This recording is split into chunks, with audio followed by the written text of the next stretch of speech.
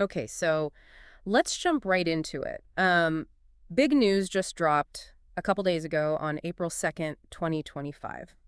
And I'm sure a lot of you listening are curious or maybe even a bit anxious about what it all means. We're talking about the new US tariffs and what they mean for Taiwan, especially for those of you with investments there. Yeah, it's definitely a lot to unpack. I mean, trade policy can feel pretty abstract sometimes, but believe me, these kinds of moves can have a real ripple effect. Absolutely. So, what we're going to do today is really dive deep into these tariffs and try to cut through the noise. We've got a ton of information from sources like Gemini, Grok, OpenAI, and Perplexity, news reports, economic analyses, investment strategy reports, you name it. And what's really interesting is that we're seeing some different perspectives coming out of all this, which we're going to try to pull together for you. The goal here is clarity. All right. By the end of this deep dive, we want you to have a solid understanding of how these tariffs could impact Taiwan's economy, the potential risks, and yeah, maybe even some unexpected opportunities. Especially for the small and medium-sized businesses, the SMEs that are so important to Taiwan. Plus, we'll be diving into some smart investment strategies to help you navigate this new landscape. But before we get into the nitty-gritty, it's important to remember what's been going on in the world, right? Right. We can't just look at these tariffs in a vacuum. It's 2025. The global focus on trade balances is still a huge factor. A lot of the big economies are still pushing for more domestic production. So these U.S. tariffs are definitely a big move in that direction. Okay, so let's start with the basics. What exactly did the U.S. announce? Well, Perplexity is saying it's basically a 10% across-the-board tariff on all imports coming into the U.S. Yeah. But they're not stopping there. They're also adding what they're calling reciprocal tariffs. Reciprocal tariffs. What does that even mean? Essentially, it means that countries with a big trade surplus with the U.S., they're exporting a lot more to the U.S. than they're importing, well, those countries are going to get hit with even higher tariffs. And how does that apply to Taiwan specifically? Well, Gemini, Grok, and Perplexity all agree on this one. Taiwan is looking at a 32% tariff rate on their goods under this new system. So yeah, that's a pretty significant jump in the cost of doing business with the U.S. for a lot of Taiwanese companies. Ouch. That sounds like it could hurt. But I'm remembering something important here. Didn't some of our sources say something about an exemption for semiconductors? You're absolutely right. Both Gemini and Grok highlight this. Semiconductors are exempt from these tariffs. And considering how crucial the semiconductor industry is to Taiwan's economy, this is a huge deal. It's like the backbone of their whole tech sector, right? Exactly. And it seems like the U.S. recognizes that messing with the global semiconductor supply chain would cause major disruptions for everyone. It makes sense that they'd carve out an exemption for something so essential. But there's another detail that Perplexity mentioned, right? Something about imported automobiles. Right. So in addition to the broader tariffs, the U.S. also slapped a 25% tariff specifically on imported cars. And this one went into effect super fast, like the day after the announcement on April 3rd. Wow. Okay, so we've got semiconductors getting a pass, but cars are facing a direct hit. And it gets even more interesting when you consider that Taiwan already has its own import tariff on cars, also around 25%. So the implications of this new U.S. tariff on automobiles are kind of tricky. It's not just a simple addition, right? There could be all sorts of ripple effects in both markets. Exactly. And here's another layer of complexity that Perplexity points out. While semiconductors themselves are exempt, a bunch of other major tech exports from Taiwan are not. We're talking about components for things like AI servers and graphics cards. So even though the semiconductor exemption sounds like good news, there's still a lot of Taiwan's tech sector that's facing this 32% tariff. Yeah. It's important to keep in mind the bigger picture. I mean, think about it. Perplexity's data shows that in 2024, Taiwan exported about $31.8 billion worth of graphics card components to the U.S. That's over half of all their exports to the U.S. Compare that to the $6.7 billion in semiconductor exports. It's a big difference. That's a huge difference. So even with the semiconductor exemption, a big chunk of Taiwan's tech exports are still in the crosshairs. Exactly. This is where we could see the real impact of these tariffs starting to bite. So what does all this mean for Taiwan's overall economic outlook? Well, Grok and Perplexity both suggest that we're going to see a downward revision in Taiwan's GDP growth forecast for 2025.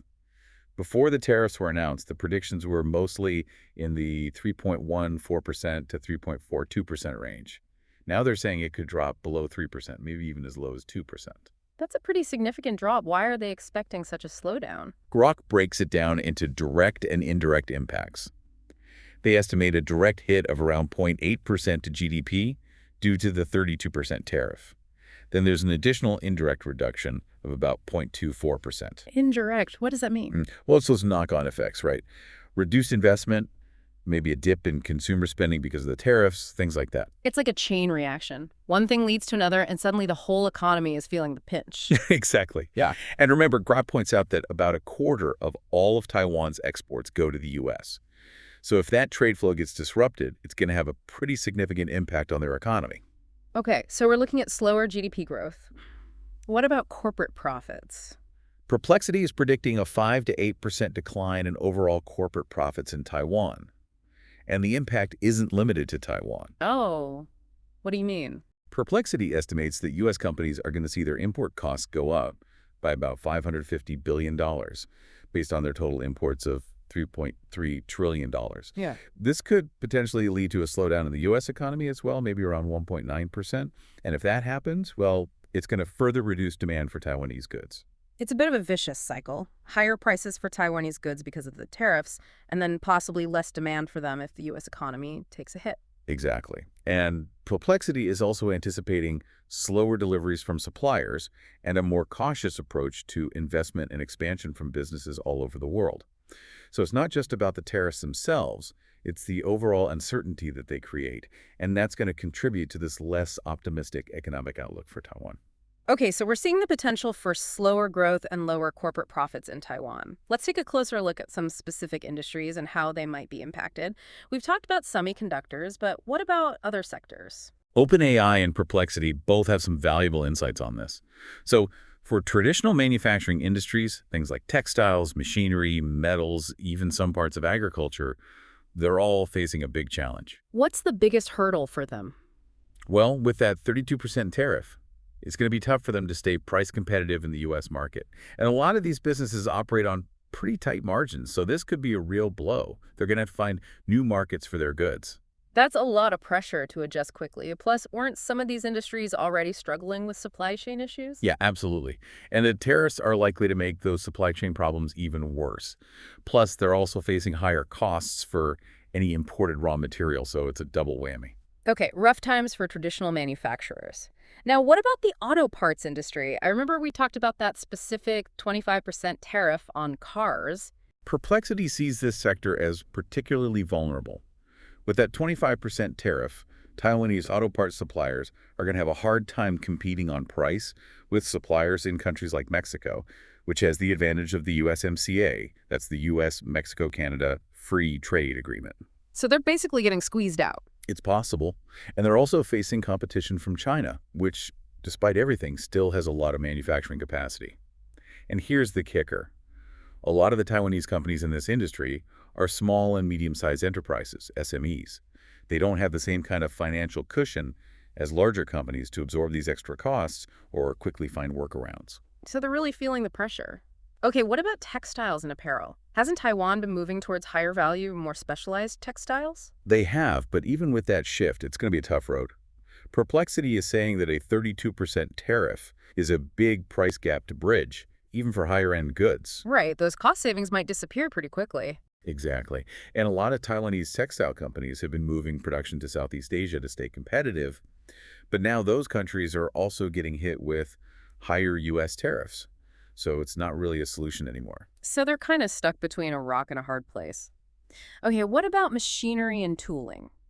Taiwan's known for making quality products at a good price in that sector. They are, but Perplexity suggests that their reputation for good value might not be enough to overcome a 32% tariff. They're going to be less competitive in the U.S. market compared to their rivals from Japan and Germany. So they're facing a price disadvantage.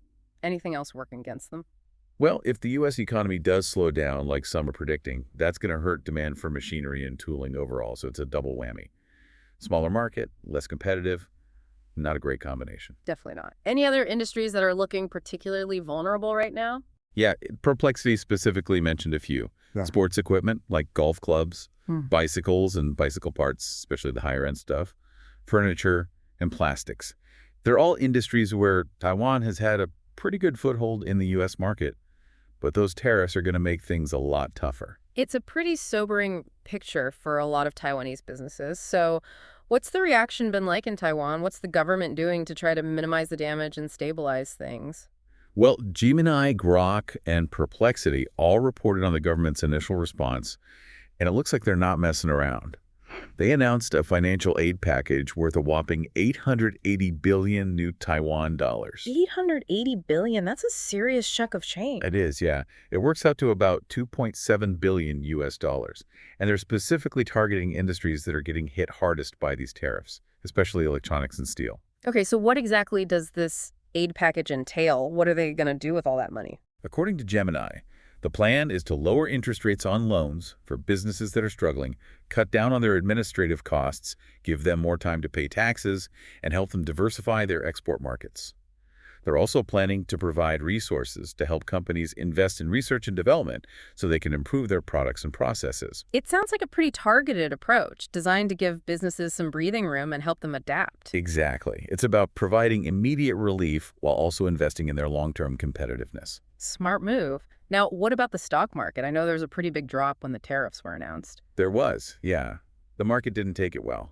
But the government moved pretty quickly to try to stabilize things. What did they do? Well, as Gemini and Grok reported, the Financial Supervisory Commission, or FSC, stepped in and put temporary restrictions on short selling of stocks. This was in effect for a few days, from April 7th to 11th. Short selling, that's when people bet that a stock is going to go down, right? Right. They basically borrow shares, sell them at the current price, and then hope to buy them back later at a lower price to make a profit. Yeah. But when a lot of people are short selling, it can really push prices down even further, creating a kind of self-fulfilling prophecy. I see. So by limiting short selling, they're trying to prevent panic selling and stabilize the market? Exactly. And they didn't stop there. They also raised the minimum margin requirement for short sales to 130%. Basically, this means that people who want to short sell stocks have to put up more of their own money, which makes it riskier and less appealing. So they're making it more expensive and less attractive to get against the market. Yeah, that's the idea. They also put a cap on the daily volume of short selling allowed for any given stock. They limited it to just 3% of the stock's average daily trading volume over the previous 30 days. Wow, that's a big reduction from the previous limit of 30%. It is, yeah. They're really trying to clamp down on any activity that could further destabilize the market. Okay, so they're taking steps to calm the markets. What about diplomatic efforts? Is Taiwan talking to the U.S. about maybe working out a better deal? Oh, absolutely. Grok highlighted a statement by President Lai Ching, who said that Taiwan is going to be actively negotiating with the U.S. to try to get those tariffs down to zero. So they're not just accepting the slang down. Nope. And President Lai also said that Taiwan is committed to not retaliating with tariffs of their own on U.S. goods. It sounds like they're trying to take the high road and work things out through diplomacy. Yeah, that seems to be the strategy. But Grok also pointed out that the general sentiment in Taiwan is that these U.S. tariffs are unreasonable. So there's definitely some frustration and a feeling that they're being treated unfairly. It's understandable that they'd feel that way. Okay, so we've talked about the tariffs themselves, the potential economic impact, and the government's response. Now let's talk about what all this means for investors. What are our sources saying about how to navigate this new environment? Well, both Gemini and Grok are pretty clear on this. Hmm. If you're looking at Taiwan, stick with the tech giants, especially in the semiconductor industry. That makes sense. They're the ones with the tariff exemption, and they're still in a strong growth position, especially with the whole AI boom. Right, and both Gemini and Grok specifically mentioned TSMC, the Taiwan Semiconductor Manufacturing Company, as a core holding for any Taiwan-focused portfolio. TSMC, they're the big dogs of the semiconductor world, right? They are, yeah. Yeah. They're the world's largest contract chip maker, and they're essential to the global tech industry. And what's the outlook for TSMC? Well, as of early April, their stock price was around $146.10, and pretty much every analyst out there has a buy rating on it. Gemini even provided a range of price targets for the next 12 months, and even the most pessimistic ones were still significantly above the current price. The average target price is somewhere between $232.50 and $245, and some analysts are even more bullish, predicting prices as high as $273. So they're expecting some pretty significant gains. What's driving this optimism? A few things. Gemini emphasized TSMC's absolutely critical role in the global supply chain for AI chips. They're the main manufacturing partner for companies like NVIDIA, which are leading the charge in AI development. Plus, both Gemini and Grok mentioned TSMC's massive investments in the U.S., including that $100 billion project in Arizona. These investments are a big deal because they could potentially help to ease some of the trade tensions between the U.S. and Taiwan. So by building factories in the U.S., TSMC might be making themselves a little less vulnerable to future trade actions. That's definitely a possibility. And beyond TSMC, both Gemini and Grok also recommend taking a look at other leading Taiwanese tech and semiconductor companies, like MediaTek. They're well positioned to benefit from the ongoing growth in the tech sector. Okay, so for investors who are a little more risk-averse, what are some other strategies to consider? Diversification is key, as always. Both sources recommend looking into ETFs that track the Taiwanese market or the tech sector specifically. ETFs like the MSCI Taiwan 2035 are a good way to get broad exposure to the market without putting all your eggs in one basket. Makes sense. Spread the risk around a bit. Exactly. And considering the current uncertainties, both Gemini and Grok also suggest allocating some of your portfolio to more defensive industries. These are industries that tend to hold up better during economic downturns, like consumer staples, healthcare, and maybe utilities. What makes those industries so defensive? It's all about consistent demand. People still need to eat, buy household products, and take care of their health, even when the economy is struggling. So companies in these sectors tend to see more stable earnings. Right. Those are pretty essential things. Exactly. And Gemini even pointed out that Taiwanese consumer staples have actually been showing steady growth in early 2025. Plus, the healthcare sector has a lot of long-term growth potential because of Taiwan's aging population and the government's increasing investments in healthcare infrastructure and services. So even if there's a broader economic slowdown, those sectors could still perform well. That's the idea. And they also mentioned another strategy for investors who are looking for more stable income: high dividend stocks. These are companies that pay out a portion of their profits to shareholders on a regular basis. That could be a good way to generate some steady cash flow, especially if the market gets volatile. Definitely. Gemini even provided a couple of examples of high dividend stocks in Taiwan, like Unipresident and Lingenhua Foods, and mentioned their recent dividend yields. They also suggested looking into ETFs that specifically track Taiwanese high dividend stocks, like the Yuanta Taiwan High Dividend Low Volatility ETF. So lots of options for income-focused investors. And what about more aggressive investors? Are there any short-term trading opportunities that might arise from all this volatility? Both Gemini and Grok did mention that there could be some opportunities for short-term traders who are able to react quickly to market shifts. But they both emphasize that this is a risky approach that requires close attention to government interventions, market sentiment, and a deep understanding of trading strategies. It's definitely not for the faint of heart. Right. Trying to time the market perfectly is extremely difficult, and you can easily get burned if you're not careful. Okay, so we've covered a lot of ground here. Before we wrap up, are there any other risks that investors should be aware of when it comes to Taiwan? Yeah, both Gemini and Grok stress the importance of keeping an eye on currency fluctuations and geopolitical risks. The tariffs could put downward pressure on the new Taiwan dollar, especially if the US dollar keeps getting stronger. But they also said that Taiwan's solid economic fundamentals could help to support its currency. So it's a bit of a balancing act. Exactly. And then there's the whole geopolitical situation. The trade war between the U.S. and China is still a major factor. And then there's the ongoing tensions between Taiwan and China. All of this can create a lot of uncertainty for the Taiwanese market. So investors need to stay informed about the big picture, not just the individual companies they're invested in. Absolutely. It's a complex environment, and there are a lot of moving parts. Okay, one last group we need to talk about. The small and medium-sized enterprises, the SMEs that are so important to Taiwan's economy. What advice are our sources giving them for dealing with these new tariffs? Well, OpenAI and Perplexity both had a lot of practical advice for SMEs. In the short term, they really need to focus on controlling costs. Every penny counts, especially when margins are already tight. So tightening the belt, looking for every efficiency they can find. Exactly. And they also need to start looking beyond the U.S. market for new customers. Southeast Asia and Central Eastern Europe were mentioned as potential growth areas. Diversifying their markets to reduce their reliance on the U.S. Right. And that means stepping up their branding and marketing efforts in those new target markets. They can't just assume that customers will come to them. They need to go out and make themselves known. So being proactive, not just reactive. Absolutely.